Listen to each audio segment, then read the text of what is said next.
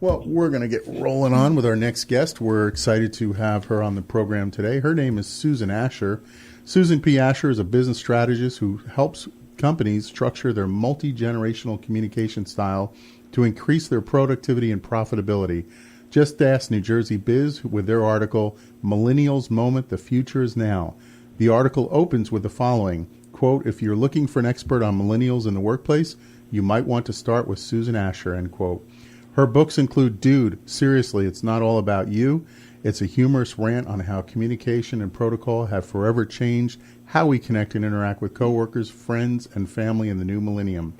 Her second book, Dude, Seriously, Get Your Ask in Gear, is a compilation of the things we must ask ourselves to consider if we are to be successful leaders in the rapidly changing landscape of the internet age. It's due out this spring. Susan is a native of New Jersey and a graduate of Lehigh University. Susan is also a proud mother who cherishes time spent with her daughter. When she isn't reinventing the wheel and coaching corporate America in communication, collaboration, and business development, she loves to spend her downtime snowshoeing, playing golf, and fly fishing around the world. We are pleased to welcome Susan Ascher to our show. Welcome aboard.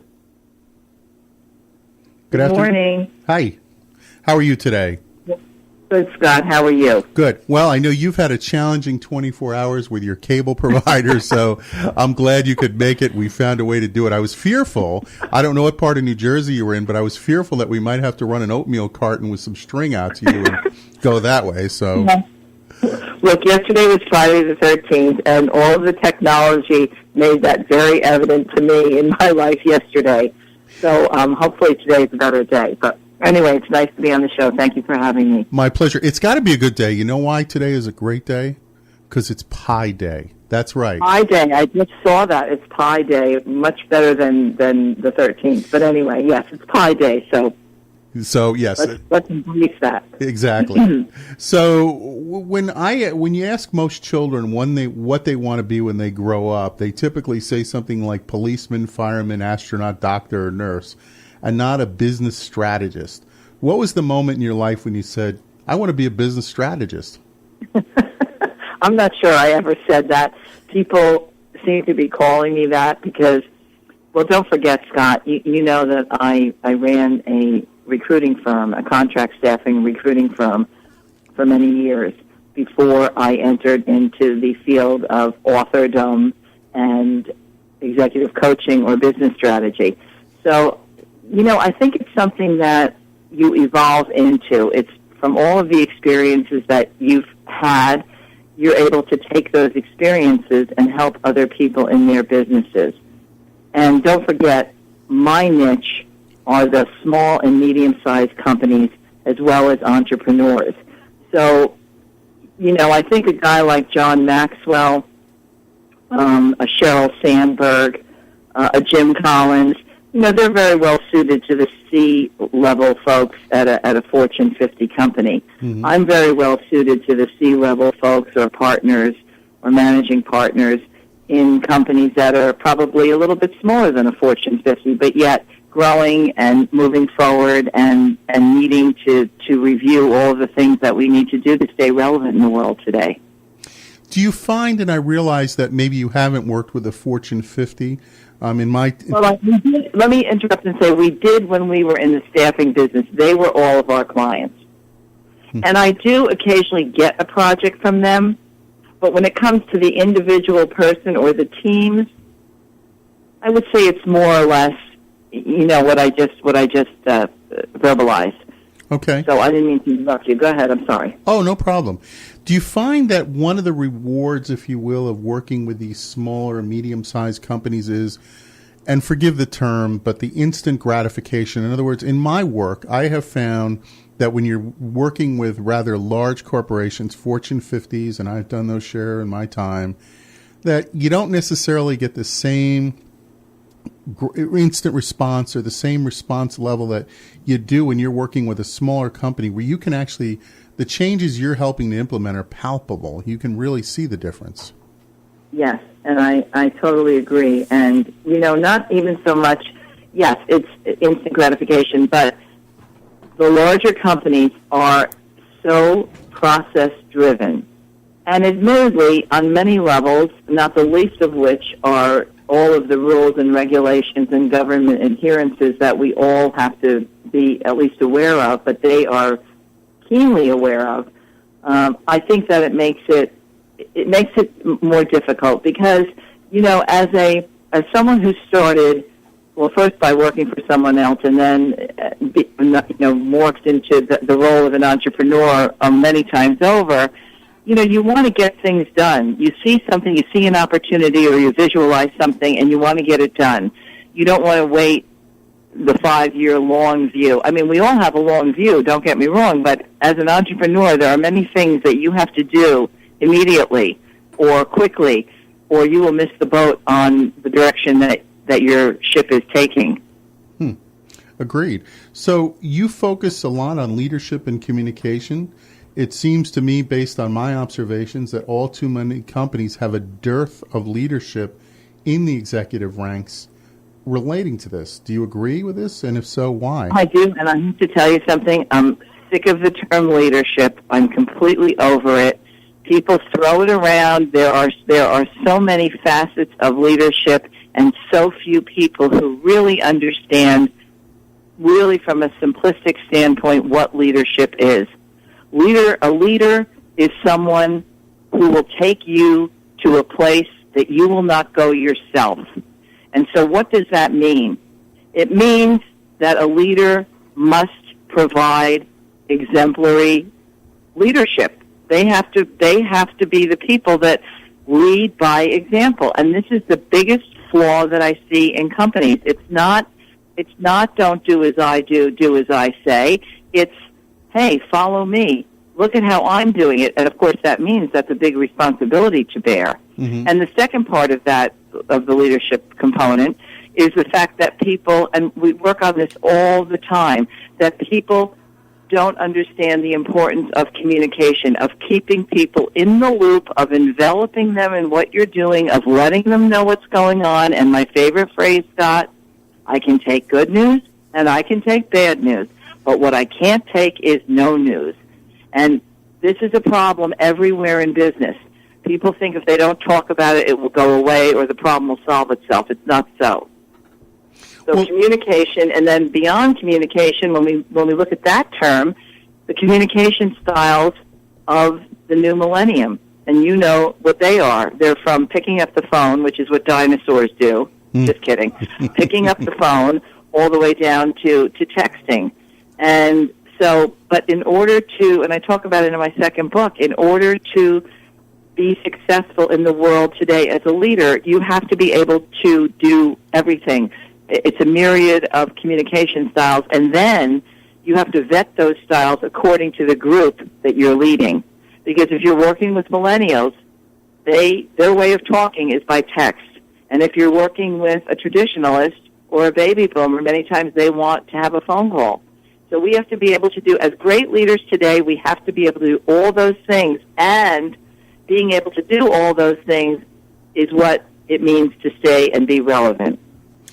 You know, I couldn't agree with you more, and as you were saying that, I was thinking about, and although I haven't used it in years, back about 100 years ago when the diner stores still roamed and I was getting started out, I used a program called ACT, contact management software. I remember that. But wasn't it like was it a sales automation tool? Yeah, kind of a CRM, customer relationship management tool. Yeah, we had that. We used that. And I had copious notes on there. Now, of course, those were the days before mobile phones. Those were the days before social media and such. But I still managed to keep on each contact their preferred method of contact. In other words, some people would want phone. Some people would want a letter. Some people, there was this thing back in those days, you might have heard of it, called a facsimile. Yeah. And it was, so in other words, and some people would just be, hey, stop in and see me. So even then, you know, I kept a pretty good database. And that's one of the things that, you know, maybe you can talk to, I think is lacking today is we want people to fit the box that we're in, that, you know, instead of trying to work with them in the box that they're living in. Correct. You know, as we talk about, as we talk about leadership, you know, I think people don't really understand this thing, and you started to make the point before.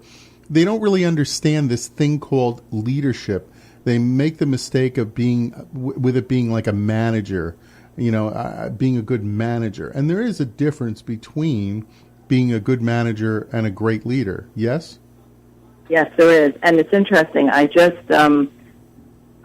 proposed to a client for a 3-day leadership retreat that they are having for 100 of their top people in the company. The company's about a 3,300 person company. Mm-hmm.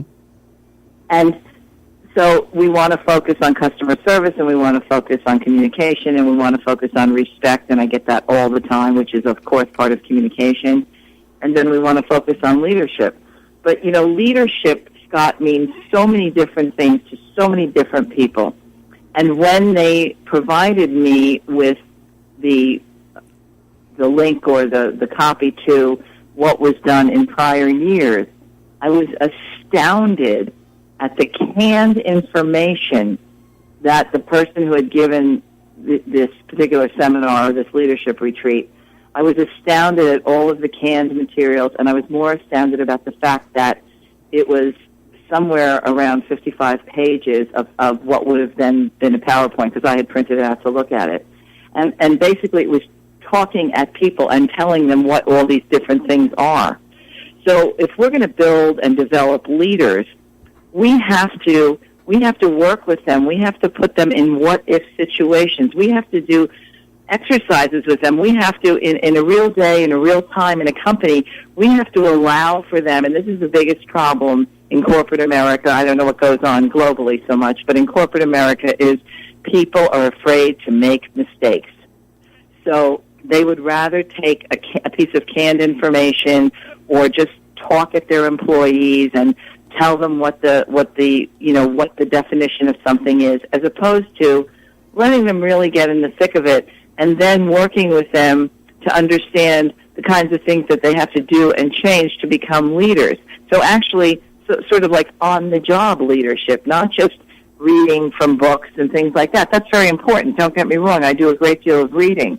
But we have to practice and put into practice and implement what it is that we've learned. And that, I think, is the biggest thing. It's great to go to seminars. It's great to read books. But we have to actually have our people evolve by letting them practice these things. And in some cases, obviously, succeed. And in some fewer cases, hopefully, fail so that they can learn and then next time do it better. I agree with you, absolutely. As a reminder to our audience, we are joined by Susan Ascher. Her website is www, for you old schoolers out there, SusanAscher.com. That's SUSAN, Ascher, ASCHER.com, SusanAscher.com. On Twitter, she is at Susan_Ascher, ASCHER. So with regard to your work in communications, and we have more communication tools than ever before, yet we seem to struggle to effectively communicate more than ever. Why is this? Well, I mean, wouldn't you agree? And I just saw an article on television the other day, and I think it was Larry David, the guy, who wrote Seinfeld and Curb Your Enthusiasm and just came out with this Broadway play, which I just saw, Fish in the Dark. Social media is not so social, is it? No, not at all. Because we can hide behind these things, and we can make our world look perfect or look horrible, but we can hide behind a lot of things. And, I mean, on some level, when you hear about kids even, breaking up on text or email, I mean, it's sad that it goes back to you can take good news or bad news, but you can't take no news. But it's okay. It's okay to have all these tools, but I think that it's all of these we're so caught up, and Scott, because you and I both have to do that. We have to send out our email blast. We have to let people know what we're doing. We have to make offers. We have to do all that. At the same time, we have to go out to our clients every day and make sure that they are taken care of, physically, in the flesh sometimes when we're giving a coaching session or whatever it may be. So communication, it's just, there is so much getting lost in the sauce, I think, because everything is tugging on us. So it's really paramount that we are able to prioritize what is important and what we do have to effectively communicate, and what are the things that are not so important. And for me, for one, I thought Facebook was a lot of fun when it came out. I'm finding it to be a complete bore and chore. And I'm not interested in all of these little silly things that people post. Yes, I would be interested if you're skiing in Vermont or if you're giving a presentation, whatever, to one of your clients out in California. But I'm not interested in all of this extraneous stuff, which all it does is waste people's time. And there are a tremendous amount of time wasters in the new millennium with the technology that we have. I agree with you. No, I've said for a long time that, to me, I detest Facebook. It is, however, a necessary evil to keep, the word out there, about the show, businesses and such. But what disturbs me is if I go in and do a Google search, I'll give you a real world example. I was looking at razor blades recently, and the cost of, dare be for a man to complain to a woman about the cost of razor blades given the cost that you all pay for all kinds of things. But razor blade costs continue to escalate. And I was like, there has to be a better way. So I started looking at different options that were out there. And sure enough, in my Facebook feed now, all along the way, I see ads for different razor options. Isn't that so annoying? Well, it certainly reinforces that Big Brother is everywhere, and it reinforces that Facebook is probably one of the biggest, if not the biggest, one of the biggest database companies out there. Right. That's true. So, as we talk about social media and communication, I know you've said this, of course, already with Facebook. People do over-communicate. I mean, I am sure, I've probably tweeted out 30,000 tweets in my day, and Facebook certainly a lot of things. I'm sure there's a tweet or two along the way if I went back now and said, I shouldn't have probably tweeted that, silly or whatever. But it is. But how can managers, if you will, better train and guide their staff in this area, specifically over-communicating, whether it's social media, email, or whatever? Well, here's another, you talk about, and I go over this, and this is not a plug for my first book at all, but that book covers all the things that we're talking about right here. So let me give you an example of over-communicating. So I am hosting a meeting for a board that I chair, and there are 20 people or 30 people on the board with me, and now I want to know who's coming to the meeting next Tuesday. I mean, now we send out, some people, and I still do send out Outlook, notices on the calendar, but let's say it's a quick thing that I need to know something about what's going to happen in that meeting. Now, instead of replying to me and telling me what you can do, people just love to reply all and tell everybody why or why not they can't do what you want them to do. This is a complete waste of time and bandwidth. Nobody else needs to know who else is coming except the organizer. So that's one example of wasted time. Would you agree? Absolutely. And it happens all the time. And it's quite frankly, it's bad manners because the people are getting this response and they really don't care because they're busy doing what they're doing. But in terms of over-communicating, how about people who send you, when I send someone an email, I get right to the point. And if I can't get to the point, I say to them, I think this might be a better conversation via telephone. Please let me know when you have time. Because you know as well as I do, especially if there's a rift between two people or you're debating something, to do that on an email. And you get these emails that are 4 and 5, 6 paragraphs long. Do you really think I'm going to read that? Because unfortunately, the world has really created that where our attention span is so short.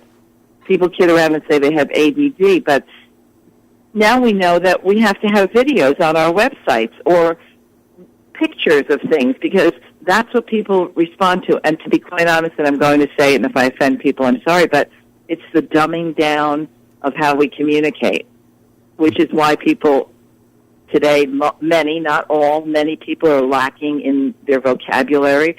I just coached a group of people the other day. They're launching a new product, and you know what we did for an exercise? And your people out there can do it. It's a lot of fun. And they decided after this exercise that they were going to have a Friday weekly Scrabble game. But we went from A to Z, and we picked out strong, meaningful words from A to Z. So, in other words, awesome would not be one of them because it's a completely overused word. But went from A all the way down to Z, and we were done with the exercise. I said, we should have like a TGIF Scrabble game every Friday, and we would all up the ante on what our ability to communicate is. So, do you see where I'm going with this? I mean, everybody wants a picture, or they want a video, or something like that. So you've got, on the one side, you've got people with TMI-itis, too much information-itis. They write way too long, way too lengthy. And then you've got people who don't respond to anything unless it's just a quick snapshot of something, hence the success of Snapchat. So it's, again, I don't know the answer to it. I know that we have to consider to whom we are communicating and what their preferred way of communicating with us is. So I think that's a big thing in business today. I think you would agree with that because you already started doing that, as you mentioned earlier, with ACT. Mm-hmm. But, it's, I think the bigger thing is, we're so focused on our children and their education and how they're going to have to compete globally for the spots in our wonderful universities, particularly mine, Lehigh. But they're going to be competing against people, and some foreigners, but even some of the foreigners, they have a command of the English language, which is far beyond what some of our kids have. So it's really, really important. And I think the most important thing, and I have a chapter on this in my second book, which is called Read to Lead. I go out to coach a group of people, and sometimes I'll say, how many of you here read a paper? I said, I don't care if it's on your Kindle or if it's paper, but how many of you, and I'm talking about a live paper, like the Wall Street Journal or the New York Times. And I'll be in a room sometimes of 50 people, and 5 people will raise their hand. So where are they getting their news from? Well, how are they learning anything, Scott? Well, they're getting their news from social media. They're getting their news from the Daily Show or the Colbert Report, which is no longer on the air, of course. But they're getting their news from that. And to your point, the bigger point here is that's why we don't have really meaningful political discourse in America anymore. We have factions. We have a left, we have a right, and nothing in between, and no common sense discussions. And we just have people yelling at one another. And most of the things they're yelling, by the way, are they are factually not correct. But it's a talking point. And people don't read. That's why I get myself in trouble, because I've said for a long time there really ought be some sort of test before you vote. Everyone talks about voter ID, which I'm not necessarily opposed to, but forget that for a moment. I just think there ought to be a test, like a topics test before you're allowed to vote, because most people vote based on a 30-second commercial. So along this line of reading and information, and is part of, I don't know how we stem the tide of that. I really don't. I just think that I think that the Scrabble idea you mentioned is awesome. I think, I hate to use that overused word. They gave that up because they thought it was so great that they were learning all these new words.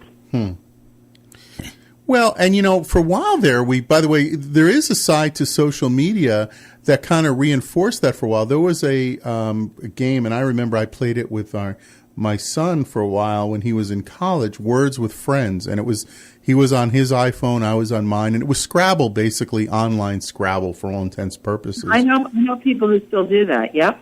And I think that's a good thing. That's a good use of the medium, if you will, and I think that makes a lot of sense. So, I like to see things like that, but unfortunately, it's all the other stuff. It's what's Kim Kardashian doing today kind of thing.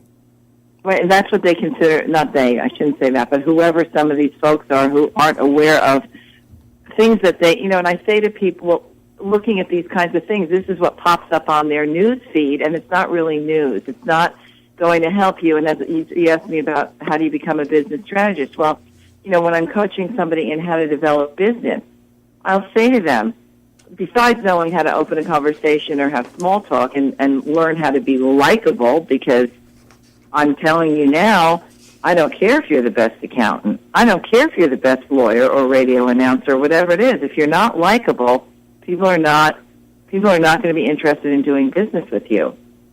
Mm-hmm. So, we really have to take a look at that and understand that it's much more. And when you go out to a client or you go out to a networking event, no, religion and politics you don't talk about. That's off limits. But how about talking about something, imparting a little bit of knowledge to them about anything, about Scott Adams vetting his new caddy like somebody would recruit, an HR consultant at a Fortune 50 company.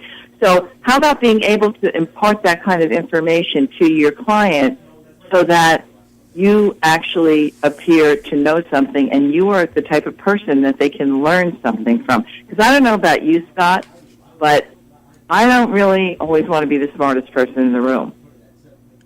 Well, do you? No, although I usually am. Sorry, I couldn't resist that ego shot there, but no. Well, maybe not right now, Scott. Not right now. You got me. The thing about being the smartest person in the room is then you stop learning, and the day I stop learning, then I'm done, because right. You have to be. It's sort of like the other way. If you look at it the other way, if you're looking around the room and wondering who the idiot is, it's probably you at that point. So, I agree. If you're the smartest person in the room, there's something wrong. Yeah. So this whole, and we talked about reading to lead, and Peggy Noonan, who, again, I don't care what side she was on. She happens to be a brilliant, brilliant woman. Peggy Noonan was a speechwriter for Ronald Reagan. She's a commentator on the Sunday morning, shows that discuss what's going on in the world. And she spoke with me at the Governor's Conference for Women in New Jersey. She was the keynote. I spoke on something else, but she was the keynote. And she brought this idea across of reading to lead. And she said that reading is like an investment in your bank of knowledge. And then when you go out in the world, when you've accumulated a lot of knowledge, you can spend it very wisely and help and coach and teach the people that you're with. Mm-hmm. And to me, that was one of the more brilliant things that I've ever heard. And then just as brilliant was when I was lecturing at a university and talking again about this topic, and a young man who actually was on scholarship, and you knew that he was not from a great deal of means, raised his hand and he said to me, if you read 10 pages a day, you will have read 3,650 pages a year. I thought that was brilliant. And it's not asking a lot to read 10 pages a year, is it, Scott? No, not at all. It's simple. It's simple, and it's what people need to realize that they need to do to keep up with the world. And again, I'm not talking about reading about Kim Kardashian or the local obituaries or things like that. I'm talking about, reading an editorial page, even if you don't agree with what it's saying. Then you can argue the other side, because now you understand how they're thinking. How's that for being smart? Absolutely, spot on. Hey, Susan, we have to head to some commercial breaks. So I'm going to ask you to stand by. As a reminder, our audience, we are joined by Susan Ascher. Her website is Susan Ascher. That's Ascher. That's one word, SusanAscher.com. She's on Twitter at Susan_Ascher. You're listening to Business 101 with Scott Gingold. Stay tuned, everybody. We'll be right back. You're listening to Business 101. We're back from the break, so let's rejoin Scott Gingold. Hey, welcome back, everybody. As the fine announcer said, you are, of course, listening to Business 101. We are rejoined by Susan Ascher. Her website is SusanAscher.com. Her on Twitter, she is at Susan_Ascher. She is, of course, a noted business strategist who helps companies structure their generational, say that 5 times fast, communication style to increase their productivity and profitability. We're going to get to that in this whole multi-generational thing, because I do find this topic so fascinating. But I know in your work you cover how to stay relevant in today's times. Can you offer our audience some tips on how to do this? Yes. The funny thing is at least a lot of us want to stay young, right? Don't we? We want to think of ourselves as young, and it's not probably till you reach your middle age and you're sort of going on the back nine of life that you realize, dang, I'm not the youngest one in the room anymore. What happened? The old youth is wasted on youth principle. So staying relevant, I believe, is very critical today for a number of reasons. The number one reason is because this business of retiring retiring when you're 60, and even the folks that I know who have retired because they've made and cashed in their millions, they may retire for a year or two. But you simply, if you are on the ball, it's very difficult to just, play golf for the next 45 years of your life every day. Although it does have a little bit of appeal to me, Scott. But nevertheless, staying relevant, we have to do, because if we're in the workforce, first of all, we're working in a company. We all know how many people have lost their jobs in corporate America when they hit 50, 55. That's the big number, bingo. And many times, I believe when you really analyze why they have lost their job, it's not just the idea of somebody cheaper coming in, because we all know, and this has been, I've read this countless times over the last 6 months to a year, we are, as we lose baby boomers, the ones that actually can afford to retire, as we lose them, the generation behind them, Generation X, probably only has 40% of the same number of management or leaderships or whatever people we want to call them that the baby boomers had. It's a much smaller generation. Far fewer women in that generation are working. Why? Because it's a different mindset. Many of them were latchkey children, and so they don't want to do that to their kids. So it's a very different world. But if you are going to retain that position that you're in beyond, let's say, 55, you're going to do it because you are relevant. You're not going to say to your superior or your colleague or whoever it is, I'm not going to do that. That's we used to do it. We've always done it this way, and it's always worked. Well, if we've always done it this way and it's always worked, why don't I still have a rotary Princess telephone in my bedroom, Scott? You know what I'm saying? It's staying relevant is being able to communicate with generations all over the map. Staying relevant, and I'll speak to the ladies in my office. Ladies, if you are wearing the same suit that you wore 25 years ago to a networking event, get rid of it. Okay? It just makes you look like you're not relevant. So, and I'm very big on communication, not just being what we say, but what other people see. Because what they see, that's a huge thing in what you communicate to them. So staying relevant is staying up and current with technology, not saying, like I still hear people occasionally say, oh, no, I don't text. Well, why not? I mean, maybe you don't like it. I don't like long-winded conversations on a text, but it's a very common way of communicating, and in many cases, it really saves a lot of time. If I'm texting you, Scott, and saying I'm running a few minutes late, I'll see you in 10 minutes. It's a lot better than having a 5-minute conversation on the phone. Hello, how are you? What's going on? Et cetera, et cetera. Back to the point of being relevant. So relevance has to do with being able to communicate with the generations behind us. And why is that important? I don't know about you, but when I came into the workplace, there were old people, my bosses, and then there was everybody else, young people. But we're actually operating right now in 4 generations, including traditionalists, which are people who, are in their 70s and 80s, baby boomers, Generation X, Generation Y, and the 5th generation is knocking on our door as babysitters right now, and that's the zombie generation, Generation Z. So in order to stay relevant, we have to understand what makes every generation tick, what can we learn from those generations, and what can they learn from us, which brings me to my next really important topic as far as I'm concerned, and that is reverse mentorship. That is one of the easiest ways that we can stay relevant. So would you like me to define that for you? Yeah, I would. And before you do that, I just want to touch on something you said about generational. Before we move on, and I want to get to that. One of the frustrations that I have when I talk to friends of mine who have bigger companies, and back in my day when I had a bigger company employee-wise was, I know I sound like grandpa here, or father time. In my day, if your work hours were, for the sake of argument, 8:30 a.m. to 5 p.m., you were at your desk at 8:15, actually starting to work at 8:30, and you probably were just starting to think about wrapping up at, 5:05 and maybe heading out the door 5:15. Not every day, but most times. Now it seems like everyone rolls in about 8:31, 8:35, lunch half hour all of a sudden is becoming 45 minutes to an hour. And, 5 o'clock, you can hear rubber burning out of the parking lot. And am I just being overly critical here, or is that what you hear from other people and the clients that you do business with?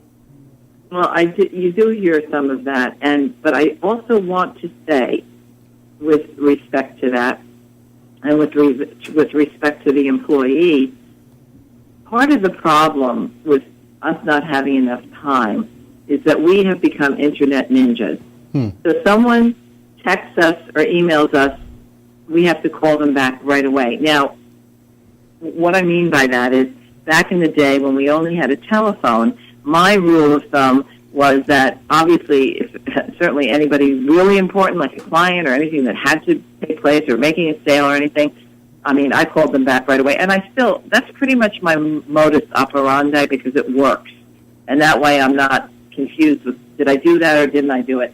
However, at that time I would say, but I will certainly be back to you within 24 hours. I said that to all of my clients and candidates, more so the candidates, because a lot of times they would just call and say, what's going on, what's going on, what's going on? And even if you didn't have anything, I always spoke to them. But in today's world, I think that maybe the reason that some companies are letting that go a little bit is because their people are tethered to their technology.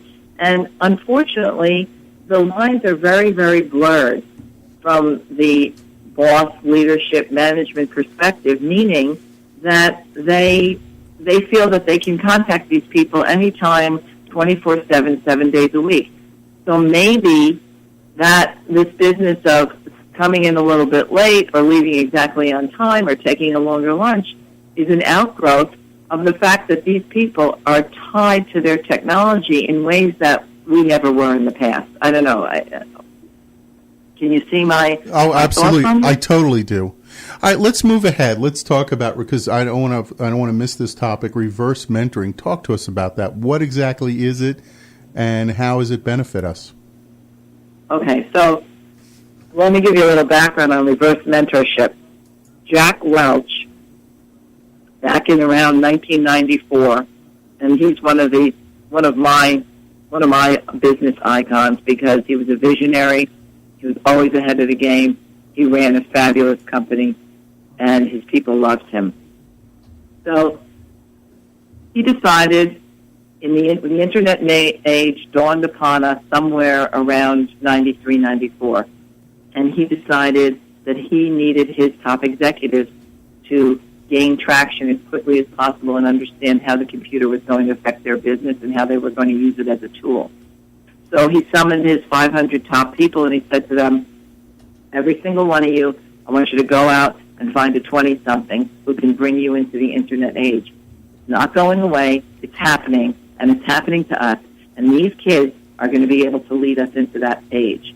Now, the good news is they're going to do that. They're going to feel really important. And then when you impart all of your wisdom about our culture and how we do things and how we dress and how we treat customers, we're going to have a very symbiotic relationship.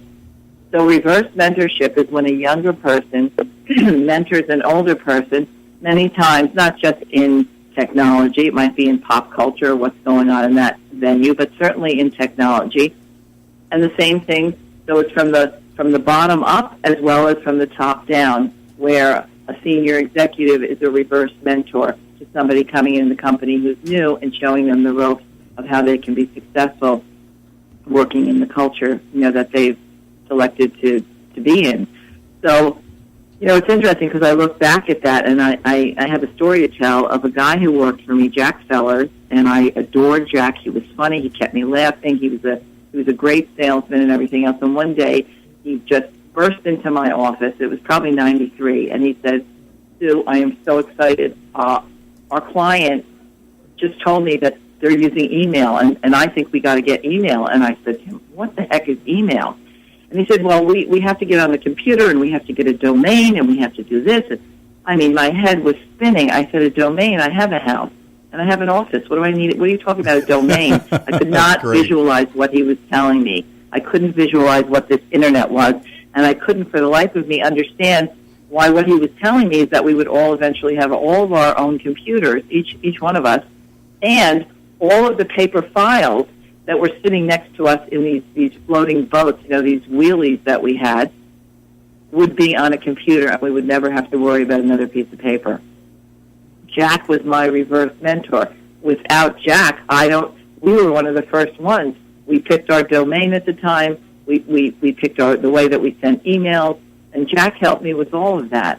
And honestly, without a guy like Jack, I don't know where I would have been at that point. And today, besides some of the people that work for me, I have a daughter who told me about 5 or 8 years ago when she saw me, running back to the hotel every time we were on vacation. Mom, please, you got to get a BlackBerry. I was using a little clam phone. Right. I said, what do I need a BlackBerry for? I don't want a BlackBerry. I don't want it on me. I don't want it. Mom, you need it, okay? It's ridiculous. You need to have it. You're in business. You want to stay in touch. You can't keep running back and logging in and looking at the business, computer. So, long story short, kicking and screaming, I got my BlackBerry. Until 3 years later when she told me the BlackBerry was obsolete and I needed an iPhone or an Android. And that's pretty much, that's the story, and it continues on. So some of us are lucky enough to have kids, but even if we don't, we have nieces and nephews, we have friends of children, and and part of that is also staying relevant and staying young and staying in the game, is knowing what's going on beyond Kim Kardashian. And do you think that, you're out there teaching this, I get that, but do you think this is something where schools need to be teaching this as well and they're just not, or is it purely come from the home? When you say teaching what now, reverse mentorship? Exactly, reverse mentorship, as well as earlier we talked about reading and such. These are things. Oh, yes, all those, yes. But you see, we're so concerned, and I'm just so confused by this whole standardized testing thing that is going on. I'm extremely confused about it. I see all different opinions on it, and I'm going to say this. Thankfully, I don't have a child that this has to deal with this now. But we're so worried about, are our kids going to, get the high SATs, get the high standardized test scores to make the schools look good, or whatever it is. In reality, if we went back to some of the tried and true things that even today, young people who are getting into the great schools, who are getting great jobs, who are leading, who are being the entrepreneurs, all of those tried and true things like reading to lead and even, teaching them about staying relevant, because guess what? Some of these kids at some point, Scott, are going to be leading the generations behind them. They are going to. It's going to happen. People are going to have a boss who's 30 and they're going to be 50. It's happening. So that's definitely something. But, even when you talk about I use the word manners, which seems like such an archaic word now, and I don't mean it to be. How about respect? How about treating people, not just the way they want to be treated, the way we want to be treated? It's all of that whole confluence of how respect is handled. It's not just the golden rule anymore. It's also how do they wish to be treated, because we all come from different spots in the world, and diversity is something that, hey, I know what it was like in the recruiting world back in the day with the EEO. It was a huge thing. Now, I venture to say that our children don't see color. Many of our children don't even see color, which is fabulous. So, but again, that's something that just happened in that generation in terms of, teaching people to stay relevant. I think that's a topic too, because guess what? When you're in your 20s and 30s, it's real easy to be relevant, Scott, isn't it? Because you're in the thick of youth and pop culture, and everything keeps you relevant. Then in your 40s and 50s, you're building a family or doing whatever else, your career, and so you have other things that are priorities. But nevertheless, we have to continue to stay relevant. I'm not saying we have to go and see Justin Bieber in a concert, okay? But I am saying that we have to stay relevant in terms of our technology, things that are happening in the world, how we do things in business, how we approach business with our different tools and things of that nature. Very interesting. As a reminder, our audience, of course, we're joined by Susan Ascher. Her website is susanascher, ASCHER.com. She's on Twitter as well as other social media at Susan_Ascher.